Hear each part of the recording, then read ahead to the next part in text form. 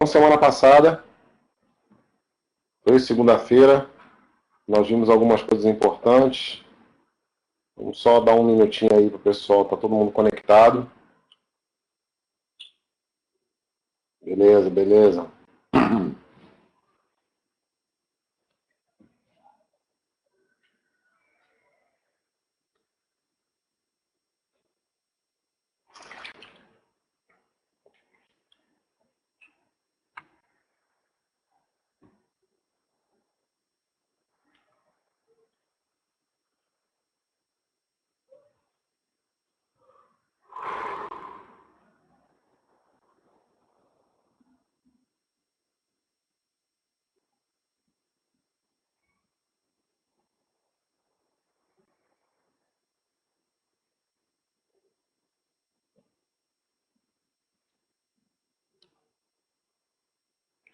Boa noite, pessoal. História da Paraíba de Inhuzâmbia. Vamos à nossa aula de hoje. Vamos continuar falando aquele assunto que nós trabalhamos na segunda-feira passada, que são as revoltas na Paraíba, né? Ou revoltas que a Paraíba participou, que nem todas foram na Paraíba. Mas vamos falar da participação da Paraíba desses movimentos, atendendo, obviamente, ao edital do IBFC, que fala aí de algumas revoltas aparentemente, mas na verdade, subtendido estão. E, lembrando, né, que na aula passada eu falei sobre a participação da Paraíba na Revolução Pernambucana em 1817, né? Falei sobre a Confederação do Equador, vocês precisam ficar ligados nisso, porque são duas revoltas que estão relacionadas à independência do Brasil, uma antes da independência do Brasil, outra após a independência do Brasil. A Revolução Pernambucana de 1817, também chamada só Revolução de 1817 ou Revolta dos Padres, aconteceu alguns anos antes, né? 5 anos antes da independência do Brasil, já que a independência do Brasil foi feita por Dom Pedro I em 1822. E logo 2 anos depois vem a Confederação do Equador. Então, as duas estão associadas a quê? Porque nenhuma das duas conseguiu fazer a independência real. Porque a independência, na prática, é fazer o Brasil se livrar não só politicamente, como economicamente de Portugal. Lembre-se disso. A independência do Brasil foi feita em 1822, mas foi feita por um português, Dom Pedro I português. Ele se juntou com brasileiros, fez a independência do Brasil dizendo que estava fazendo pelos brasileiros, até o nome do partido que se origina daí é o Partido Brasileiro, que depois vai se chamar de Partido Liberal. Aí em 1823 ele faz a Assembleia. Nessa Assembleia ele junta ali vários políticos, óbvio, né, do Brasil, e determina a dissolução, né? A dissolução da Assembleia Nacional Constituinte.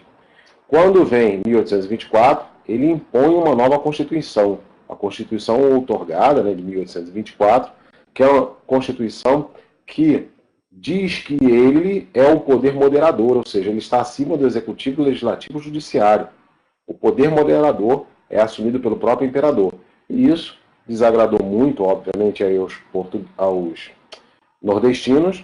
O nordestino já tinha perdido, né, a capital lá no final do século XVIII, o centro econômico passou para Rio de Janeiro, que passou a ser centro político e econômico, então o Nordeste é esquecido com isso. E agora, com a Revolução Pernambucana de 1800, um dos questionamentos é a independência não só de Pernambuco, mas da Paraíba também, e conseguiram fazer durante alguns meses, né? Pernambuco durante 2 meses e a Paraíba durante 3 meses, mas não teve sucesso contínuo, porque o exército imperial de Dom João VI acabou com a Revolução de 1817. Aí veio isso que eu estava falando agora, a independência do Brasil em 1822, mas a independência do Brasil não fez o Brasil ficar unificado em termos de grandeza, em termos de desenvolvimento equitativo, um desenvolvimento uniforme em todo o país. O desenvolvimento ficou só no centro-sul, né? Que é chamado hoje de Sudeste, Rio de Janeiro, São Paulo e Minas Gerais. Tanto que ali vai começar a atividade cafeeira, pegando ali o Vale do Rio Paraíba do Sul, entrando um pedacinho ali por Minas Gerais, e depois no finalzinho do primeiro reinado, no período regencial e no segundo reinado, vai vir o Império do Café, que é do Oeste Paulista, beleza? Então é interessante você ter um panorama nacional, um panorama da história do Brasil, para entender como que a Paraíba está inserida nisso. Tranquilo? Aí logo depois da Confederação do Equador, que foi uma revolta que eles conseguiram juntar Pernambuco, Paraíba, Rio Grande do Norte e Ceará, essa revolução, né, essa revolta, Confederação do Equador, ela também não tem o sucesso esperado, até porque quem está governando o Brasil é Dom Pedro I. Dom Pedro I manda exterminar a violenta repressão à Confederação do Equador, esse ato, inclusive, de chegarem os barcos do exército, liderado pelo Francisco de Lima e Silva, que vocês conhecem, ele é pai do Duque de Caxias, chegou lá oferecendo uma grande matança e também com a ajuda de mercenários ingleses como o Lord Taylor e o Lord Cochrane, né? Então foi uma chacina em Pernambuco e também foram capturados muitos paraibanos que foram mortos para servir de exemplo. E a terceira grande revolta com essa característica é a revolta, que eu também falei semana passada para vocês, que é a revolta da praia, ou também chamada Revolução Praieira, estão lembrados?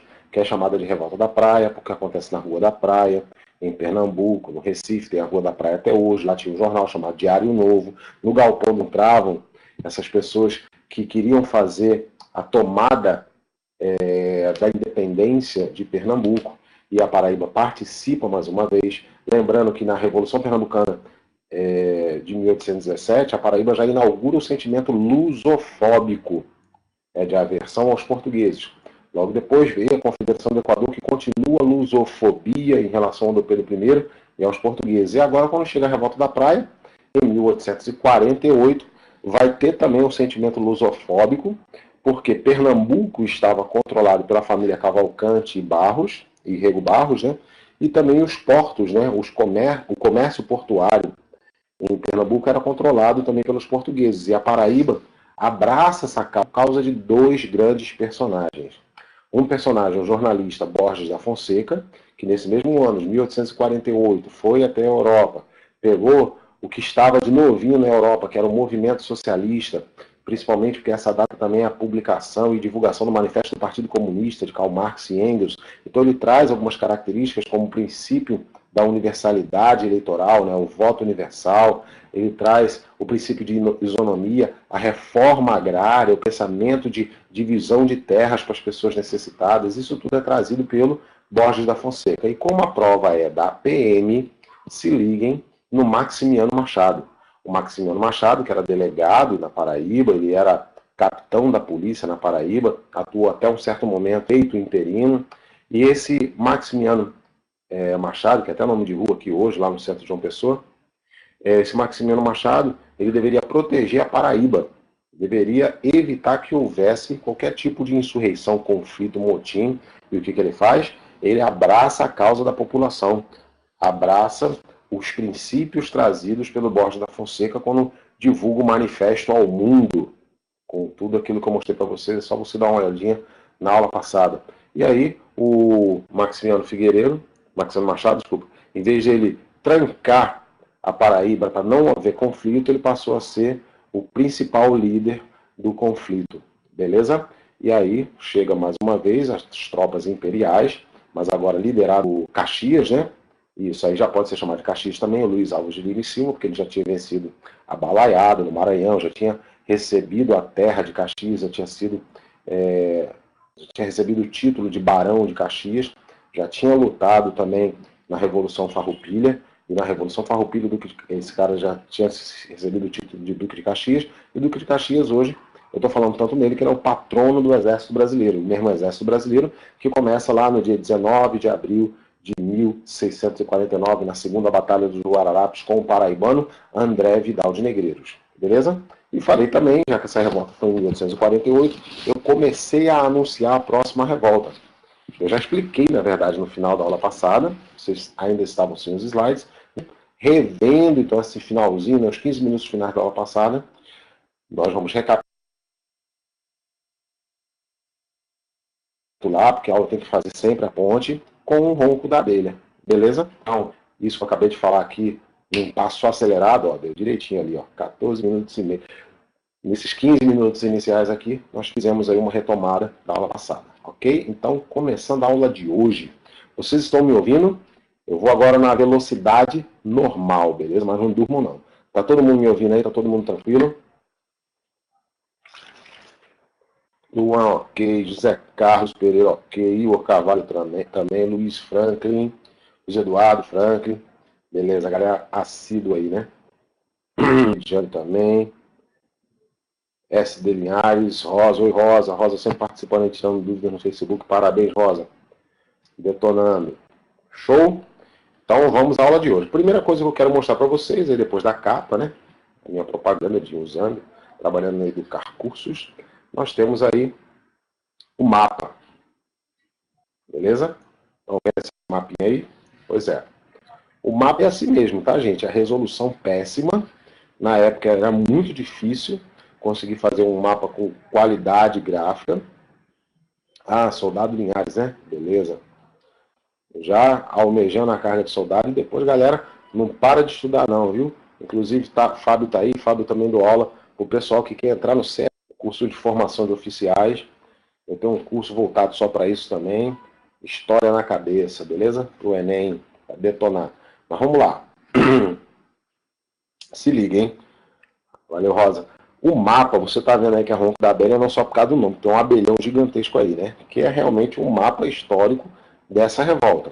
Isso está no Atlas das Revoltas. Esse Atlas foi perdido durante a ditadura militar, mas algumas das páginas foram salvas, ok? E eu consegui isso aí com um grande professor, cartógrafo, maior cartógrafo do Nordeste, professor de geografia daqui, da UEPB, professor Santana, me deu esse mapinha aí, beleza? Você não acha no Google não, velho. Aí, olha só, uns pontinhos pretos que estão ali à direita do Maíba são os locais onde aconteceram essas revoltas. E aí eu quero marcar para vocês, não sei se está todo mundo aí com capacidade de dar zoom, ó, aqui, ó, é Ingá, beleza? Aí aqui, ó, Fagundes, beleza? E aqui, Campina Grande. Essa revolta, na Paraíba, ela começa aqui, ó, em Ingá. Tranquilo, né, galera? Mas aí, acima de Ingá, não sei se tem gente morando por aí, eu adoro essa cidade, Lagoa Grande, né? Aqui tá Lagoa Grande, é a Lagoa Grande, beleza? Estão acompanhando, né? Eu também gosto muito da Bira, tranquilo? Aí lá em cima tem Araruna, aqui pra direita tem Mamanguape. Eu tô falando isso aqui, eu sei que pode parecer chato para alguns, ó, Mamanguape é aqui, mas quem é de fora aí tá bem ligadinho. E eu tô aqui, ó, em João Pessoa, beleza? Tranquilo. Então essa revolta, ela se concentrou nessa região. Ela não chegou aí para o Alto Sertão. Ela se concentrou nessa região. E veio de onde? Da onde veio esse movimento de revolta? Essa é uma revolta que não começa na Paraíba, galera. Essa revolta ela vem daqui, ó. Ela vem daqui de Pernambuco, tá? Saindo de Pernambuco e chegando até ali no território de Ingá. Aí Ingá vai, obviamente, né? As vizinhanças vão copiar esse modelo e vai se proliferar para toda essa parte da Paraíba que está marcada aí, e outras, inclusive. Beleza? Aí, veja bem. Não para na Paraíba, viu?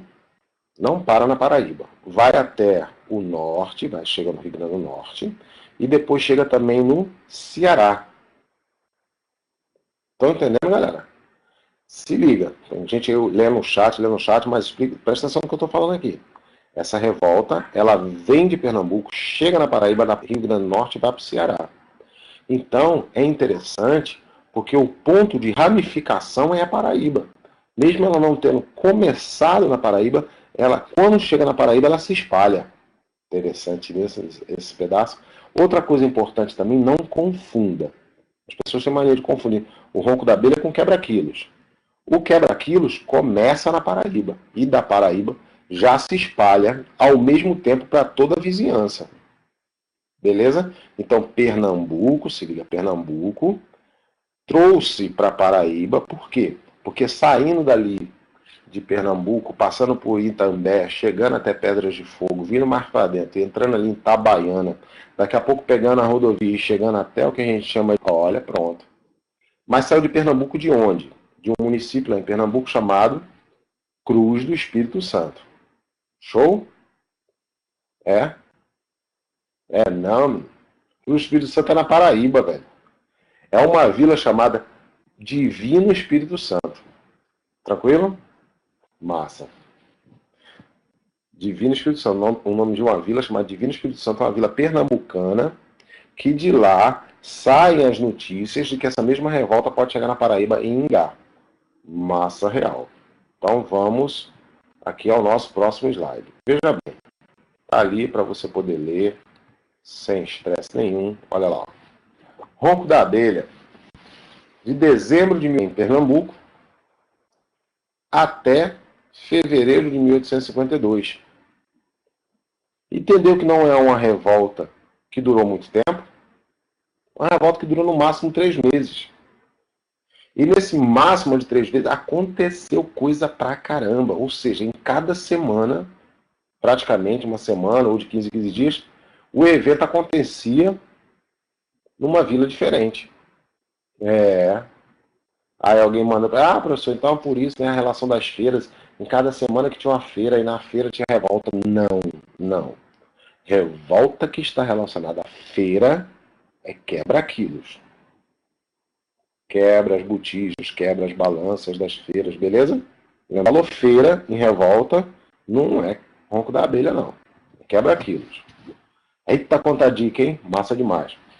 Então vamos ler ali o slide. Ó. Em dezembro de 1851, na província do Divino Espírito Santo, aí na Paraíba, a vila que ofereceu maior resistência, e a primeira, foi a de Ingá, onde os revoltosos com cacetetes ou cacetes, né, porque qualquer pedaço de pau era usado para poder dar porrada, para poder tomar alguma coisa, então a polícia daí que tira, né, desses cacetes, tira os nomes cacetetes. Clavinotes, que é um pedaço de pau, que é onde você segura, é mais fino e na extremidade é mais largo, beleza? Igual aquelas clavas pré-históricas, né, os tacapes.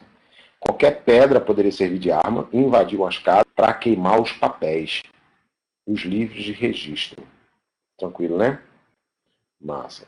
E por que eles queriam queimar os papéis? Já falei na aula passada, porque esses papéis, eles eram os documentos oficiais do Estado brasileiro de registro de nascimento, registro de óbito e da contagem, né, o censo, né, para saber quantas pessoas existiam no território. Esbarrei aqui. No território. Beleza? Essa revolta tem como característica também o efeito dominó. Por quê um efeito dominó? Porque é sem coesão, não tem uma unidade, uma vai dando braço para a outra, uma vila vai aderir na causa da outra, as pessoas vão... Não! Isso é quebra-quilos. Beleza? O ronco da abelha, uma vila faz uma revolta. As ideias dessa revolta vão para outra vila faz a revolta. Vão para outra vila. As ideias, não são as pessoas. Show. E cada semana era uma vila diferente, como eu já disse. Semana ou de 15 dias. Ataques de uma população diversificada. É claro, né, gente? Se cada vila vai fazer a sua revolta com a mesma intenção, destruir os livros, os documentos de registro. Isso, calma, eu estou só abrindo a revolta. Se a intenção é essa, cada povo vai fazer da sua forma e agir de forma violenta. Aí cheguei a tocar no nome, né, da revolta. Estou com um pouquinho de alergia. Por que se chama ronco da abelha?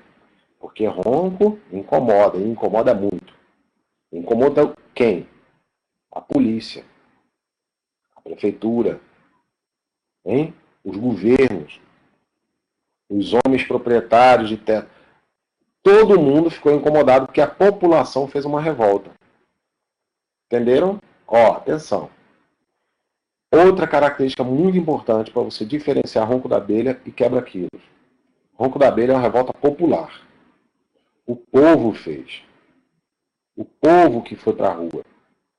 Quebra-quilos não. Quebra-quilos é uma revolta de classes existentes. Entenderam? Mas não confunda. Não é porque o quebra-quilos é uma revolta que envolve todas as classes, porque queria uma república de todas as classes. Qual é a revolta que a Paraíba participa que quer a república de todas as classes? Eita pergunta pro caba, hein? Se coçar todinho na hora que vai fazer a prova. Qual é a revolta que quer uma república de todas as classes? Hein?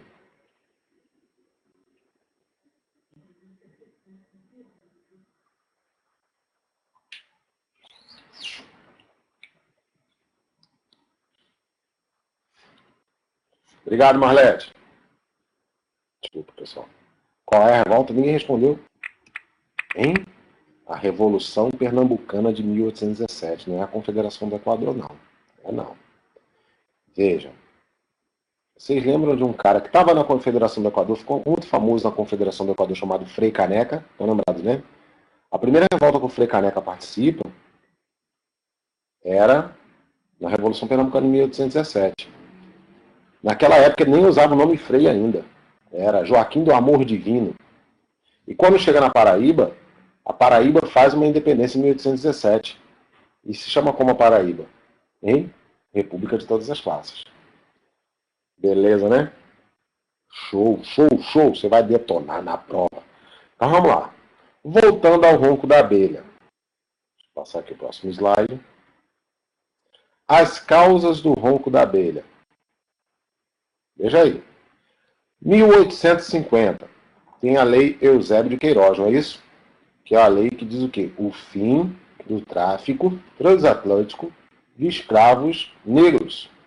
Não pode mais comprar escravo da África. Não pode mais. Proibido comprar escravo da África. Aí, o que aconteceu? O Sudeste, como eu já disse, em 1850, o Brasil já vive um império do café, Dom Pedro II, que está no governo, e vai ter a política ali em Rio de Janeiro, São Paulo, de valorização do café. Tudo aí, de 1850 até o fim da República Velha, o principal produto de exportação do Brasil é o café. E qual é o principal comprador de café do Brasil? Qual é o principal comprador de café do Brasil? Estados Unidos. Então começam as relações também entre Brasil e Estados Unidos, tá? Relações econômicas. E a Inglaterra fica enciumada. Não vou falar mais sobre isso, não adianta nem querer, porque senão a gente vai aprofundar a história do Brasil. Não é esse o tópico. Na história da Paraíba, eu só posso falar de história do Brasil que está relacionada aqui à história da Paraíba. Beleza? Tranquilo. Porque às vezes quem gosta de história, eita, agora eu vou ler, então não vai ler nada. Vai ler só o assunto de história da Paraíba, geografia da Paraíba, beleza? No dia 11 você começa a ler outro romance lá, vai ler Crepúsculo, sei lá das contas. Show. Então, ó, se está precisando de escravos no Sudeste, por conta dos cafés, eles vão comprar da onde? Os cafeicultores. Do Nordeste. E por que vai comprar do Nordeste? Por quê? Porque o Nordeste está precisando vender. E por que o Nordeste está precisando vender? Porque o Nordeste está passando por seca. Entendeu agora? Se o Nordeste está passando por uma grande seca, significa que tem muito negro escravo no Nordeste que não tem no que trabalhar. Se está tudo seco. Entendeu, né? Aí os proprietários falaram, eu vou ficar com esses negros aqui ociosos, só quem pode ter ociosidade é um homem branco, um homem branco rico, aí esses negros ficam sem fazer nada aqui, vou botar eles para quebrar pedra no momento que não tinha mais o que fazer. Aí quer dizer, o homem branco ele vai ficar sustentando o negro com casa, hein? Que é um dormitório para ele descansar, comida, roupa, nada, começaram a vender. Começaram a vender para o Sudeste. Então começa a haver um esvaziamento de escravos negros no Nordeste. Aí, o que aconteceu logo depois? O que aconteceu? Choveu no Nordeste. Chovendo no Nordeste, ficou tudo verdinho. Aí os senhores proprietários de terra, principalmente do interior, falaram, eita, tá tudo verde. E agora, hein? Quem é que vai trabalhar? Os homens brancos, trabalhadores livres, olharam, eu que não vou, eu vou trabalhar só o meu expediente mesmo. Minhas 12 horas de trabalho. 12 horas! Minhas 12 horas de trabalho. Hein? Aí os negros, né? Não tinha negros que chegavam a trabalhar 20 horas de trabalho. Tinha negro que trabalhava. Eles falaram, eu que não vou trabalhar, os brancos, né? Eu que não vou trabalhar, não. Daqui a pouco vão querer aí que a gente passe para o regime de escravidão, não dá certo isso não. Então é aí que vem a história de que aquele que sabe da vida de todo mundo, quem é aquele que sabe da vida de todo mundo? Eu estou falando Deus, mas é o representante de Deus aqui na Terra, quem é? Nessa época aí, hein? Os padres. Já assistiram, né? O Alto da Compadecida, né? Os padres sabem da vida de todo mundo. Lembra que eu falei semana passada? Os padres chegavam a almoçar na casa das pessoas, hein? Para saber de todo mundo. Levava o conhecimento daquela família ali para o sermão dele lá na missa. Entendeu? Então aquilo ali, aquele cotidiano, aquelas pessoas que estavam vivendo ali naquela época, poxa, cidade pequena, nem cidade, né? Vilas. Hoje você vai para cidade interior, eu trabalho, né, em duas cidades do interior, que todo mundo sabe da vida de todo mundo, né, amigo? Se não cuidar, e hoje com a internet, o negócio prolifera assim, ó, ligeiro. Naquela época, sem internet, qual é a internet? A internet são as fofoqueiras, e os fofoqueiros, né, falando dos outros. Então começou a se espalhar o moído, o boato, de que tá chegando gente do Rio de Janeiro, ou seja, chegando gente da capital, para contar quantas pessoas são. Para dizer exatamente quantas pessoas podem ser exploradas. E pior, tá chegando gente ali bem vestida, com terno, um paletózinho, uma cartola, né, uma gravata bem bonita, um sapato lustrado, aquele sapato dos emboabas, né? Emboaba é sapato lustrado. E fala na mão, livros carregando, fala, são aqueles caras ali, ó, que estão querendo saber quanto nós somos para botar a gente para trabalhar no lugar do negro. E quem atiça o movimento são exatamente os padres. Os padres começam a dizer nas missas, cuidado, eles estão chegando. Pode ver, estão tudo de preto. Estão chegando e querem tirar de vocês a liberdade. Querem explorar vocês, trabalhadores, assalariados, entendeu? Começa a impostar a voz e começa daqui a pouco a fazer todo mundo acreditar. Tinha muito padre habilidoso, hoje tem também, mas só que levando, né, a intenção de alienar as pessoas acreditando que aquilo ali era realmente, aqueles caras estavam chegando realmente para forçar todo mundo a trabalhar. Deixa eu contar uma coisa muito importante para vocês. No Rio de Janeiro, capital do Brasil, São Paulo, Minas Gerais, na época ainda estava se formando o Espírito Santo, mas no comecinho da Bahia, ali no sul da Bahia, já tinha uma organização censitária. O que é organização censitária? Já se fazia o censo, já se fazia pesquisa, como se fosse o IBGE, para saber quantas pessoas existem, quanto que se produz, quanto que se desenvolve. Já tinha. Mas, tirando o sul da Bahia, o resto do Nordeste e o Norte é que não tinha mesmo. Então, cara, politicamente correto falando, o governo do Brasil de Dom Pedro II, que foi um governo extremamente cultural, porque ele era muito cultural, estava tentando se organizar. Mas a gente sabe que os padres controlavam a vida das pessoas. Inclusive o livro de registro era dos padres. O batismo, quem fazia? Óbvio, eram os padres, então eles sabiam exatamente quantas pessoas existiam. E os padres tinham ligações diretas com os coronéis, com os proprietários de terra. Então, muitas vezes, os coronéis controlavam através dos padres. Entenderam, pessoal? Então, os padres, junto com os coronéis, com os proprietários de terra, se sentiram também ameaçados por vir uma nova lei do Rio de Janeiro. Porque já estavam cansados, meu amigo, de ficar seguindo ordens, ficar seguindo lei o tempo todo. Beleza? Joia. Então, veja. Olha o que está no slide ali. Venda de escravos para o sul, tá, entre aspas, que na época só era chamado norte e sul, né? Não tinha divisão das regiões como nós temos hoje, só duas regiões. O temor dos trabalhadores livres. Por que os trabalhadores livres tinham medo? Medo de trabalhar como escravos. Foi até criada uma medida paliativa, mas não deu certo não, que é criar escravidão por dívidas. É dizer que as pessoas, se estivessem devendo, iam virar escravo. Estava precisando de escravo, entenderam, né? Bom, e quais eram os decretos, né, os documentos que chegam do Rio de Janeiro, que foram apelidados de documento do Satanás, a lei do cativeiro? É o decreto 797 e o decreto 798. O que o decreto, o que 797? Está aí, ó. Estabelecia o censo que seria feito no país para estipular o contingente populacional, para organizar o país. Alguns livros dizem que essa necessidade, né, de criar esse decreto era para conseguir arregimentar as pessoas para o exército brasileiro. Entenderam? porque já estava acontecendo nesse momento conflitos próximo ao Rio Grande do Sul, lá no Uruguai e Argentina. E já ia ter participação do Brasil aí em movimentos relacionados. Por exemplo, todo mundo aqui sabe que chegou um momento que o Brasil vai viver a Guerra do Paraguai. E tem a participação da Paraíba na Guerra do Paraguai. Então tinha que saber quantas pessoas existiam também para depois contar com o contingente popular do Exército. Tranquilo? Mas segundo os historiadores mais sérios, mais renomados, realmente esse decreto 797 era para a organização do país, beleza? Agora, se vão se aproveitar da organização ou não, depende de cada, né?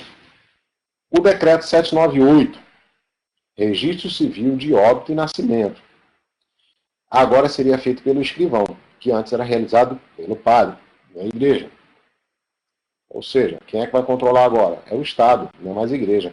Então veja que está começando a ter aí uma rivalidade entre igreja e Estado.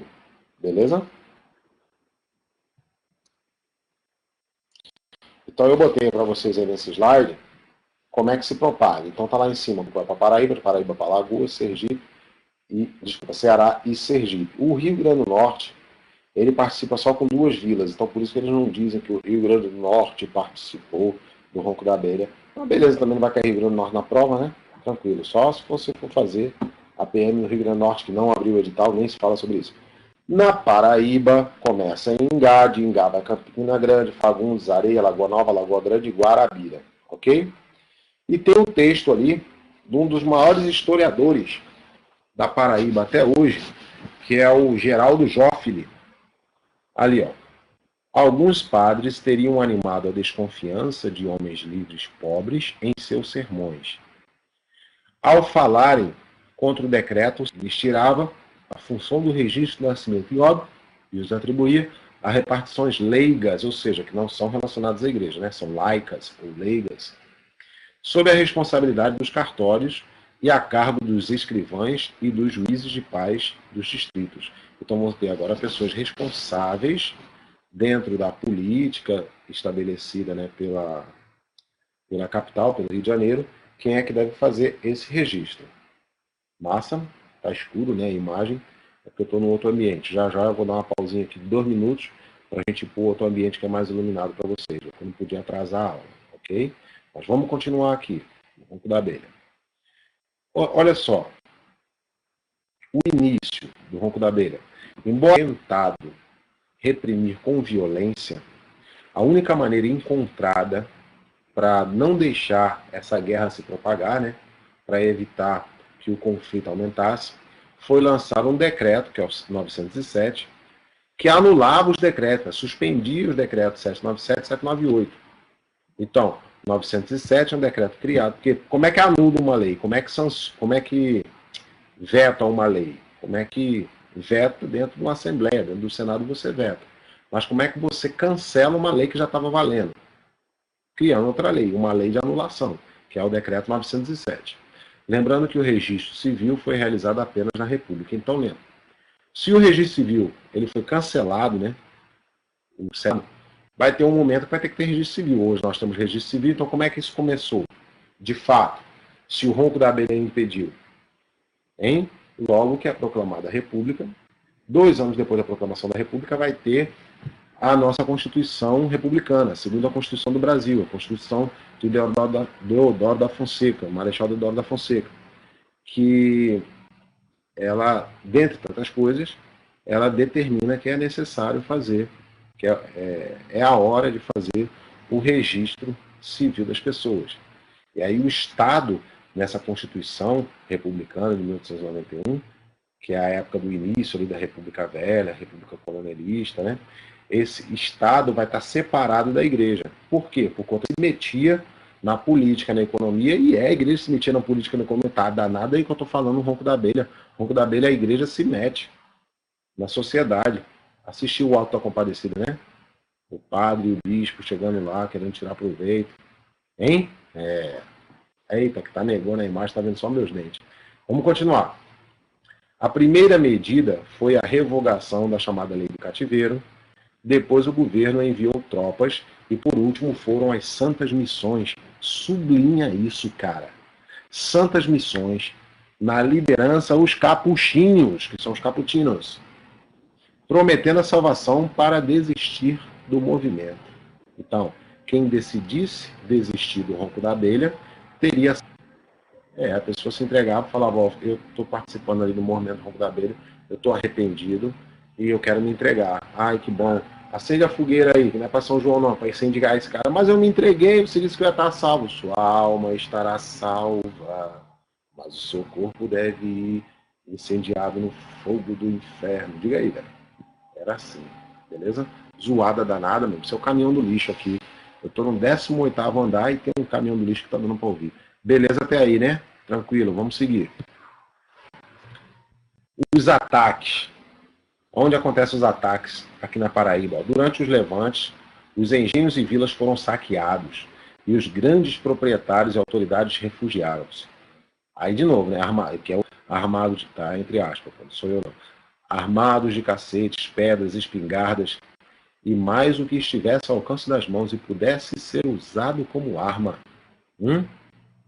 Os livros de registro levados aos padres para serem examinados. Alguns foram, mas a maioria foi tudo queimado mesmo, incendiado. Show! Hein? Tranquilo, né? Como é que acaba o movimento do ronco da abelha? Porque não encontraram os líderes, viu, pessoal? Não acharam. Inclusive tem o nome abelha também, porque eles atacavam muito organizado, como se fosse um enxame passando. Pronto, um arrastão. Hein? Passando lá e destruindo, quebrando o que tivesse no caminho. E não deixavam rastro. Então era muito difícil achar os líderes. Por isso que a igreja participa com os caputinos, dizendo que as pessoas vão ser salvas se entregassem. Mas ninguém se entregou não. Beleza? Se liga, os caputinos, 3 funções. Já falei, toda hora eu tenho falado disso. Então vai acabar o movimento como? Aí, ó, polícia, ó, PM, ó, 10 mil soldados da polícia e a convocação da milícia paramilitar, que é a Guarda Nacional, né? Milícia é um conjunto de pessoas armadas, paramilitar, que é paralelo às forças militares. Caputinos prometem a salvação aos resistentes do fogo do inferno aos que não se submetessem. O governo... não encontraram líderes, o governo criou os líderes. Para quê? Para ter quem punir de exemplo, ou seja, mata ver que o negócio é sério. Vão dizer que ele foi culpado, não sei o que e tal. Aí os outros falam, mas não foi ele não, mas estão matando as pessoas, é melhor a gente desistir. Então foi esfriando o movimento.